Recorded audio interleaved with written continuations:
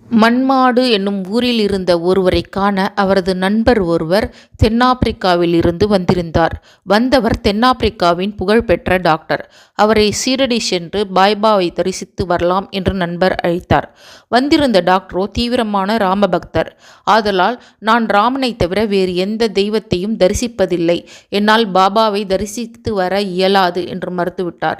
அந்த நண்பர் விடவில்லை. எனக்காக தாங்கள் கட்டாயம் வரவேண்டும். நாம் காரிலேயே போகலாம். அங்கு உங்களுக்கு வர விருப்பமில்லை என்றால் காரிலேயே உட்கார்ந்து கொள்ளுங்கள். நான் மட்டும் உள்ளே சென்று சாய்பாபாவை தரிசித்து விட்டு வருகிறேன்.